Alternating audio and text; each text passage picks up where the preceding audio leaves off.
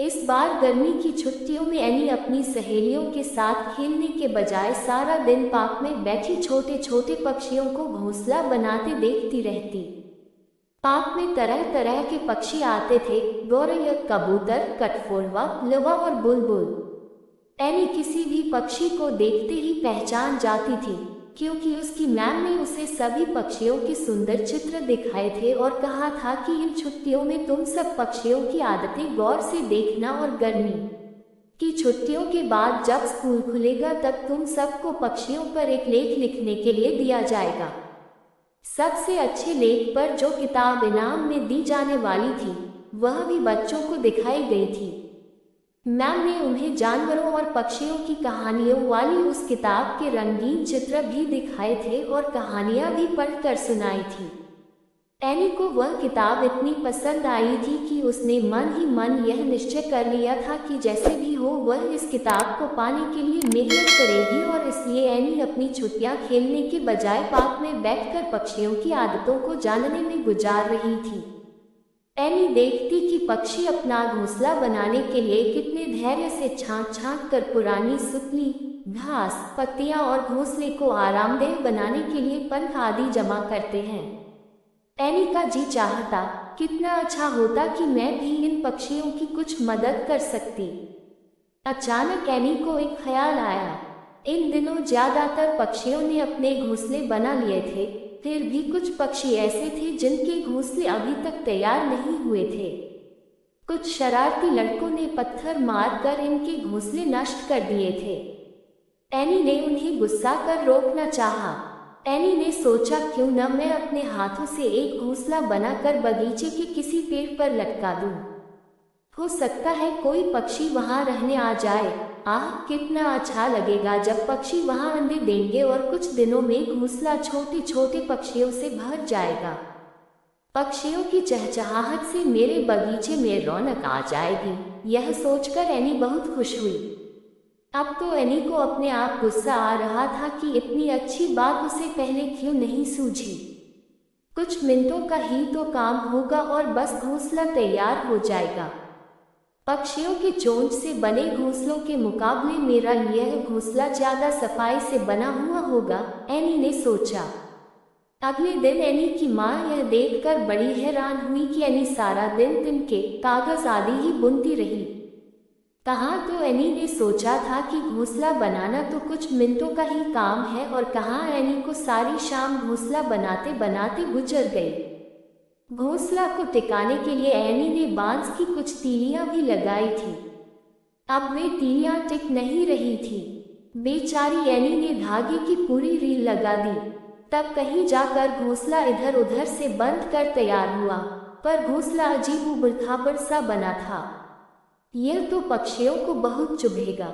यह सोचकर एनी माँ के पास गई और बोली, माँ, यह घोंसला अंदर से कितना सख्त है, इसे जरा नरम बना दो न। माँ ने एक छोटी कटोरी ली और घोंसले के अंदर उसे गोल गोल घुमाकर काफी हद तक उसे आरामदेह बना दिया। उबड़-खाबड़ तिनके और कागज बैठ गए थे। अब एक छोटा सा घोंसला तैयार था जो न गोल कहा जा सकता था, न चौरस और न लंबा। चिड़िया चोंच से घोंसला बनाती हैं, पर कितने सलीके और सफाई से बनाती हैं। हाथों से तो कभी ऐसे घोंसला बनाए ही नहीं जा सकते। सुबह एनी ने बड़ी शान से वह घोंसला बगीचे के एक पेड़ पर लटका दिया और खुद कुछ दूरी पर खड़ी इंतजार करती रही कि कोई पक्षी आकर उसे अपना घर बना ले।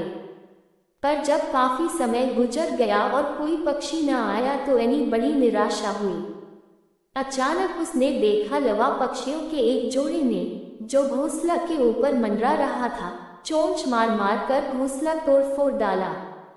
शैतान! पक्षी! गुस्से से एनी बड़बड़ाई। एनी की आवाज सुनकर उसकी माँ वहां आ गई। माँ, देखो न, उन्हें मेरा घोंसला पसंद नहीं आया, एनी ने सुबकते हुए कहा। माँ भी वहीं खड़ी होकर पक्षियों की हरकतें देखने लगी।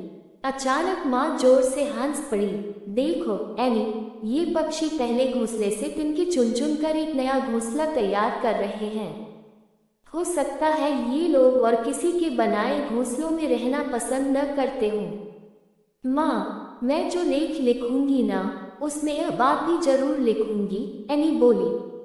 एनी, पक्षियों ने घोंसला चाहे जिस कारण तोड़ा हो, पर वे तुम्हारा बड़ा एहसान मान रहे होंगे कि तुमने घोंसला बनाने का सारा सामान एक जगह जमा कर रखा है। माँ ने कहा। माँ, तुमने एक बात पर गौर किया? एनी ने माँ से कहा। यह लवा अपना घोंसला झाड़ियों के अंदर बनाती है। हाँ एनी, अभी तक तो मैंने यही देखा सुना था कि लवा अपना घोंसला पेड़ पर या घरों के रोशनदानों आदि में बनाती है। आज पहली बार मैं यह तरीका देख रही हूँ। एनी सारा दिन बगीचे में बैठी लवा पक्षियों को काम में जुटे देखती रहती। एनी की मौजूदगी का पक्षी भी बुरा नहीं मानते थे। शायद उन्हें पता था कि वह उनकी मित्र है। जल्दी ही घोंसला छोटे छोटे लवा पक्षियों से भर गया।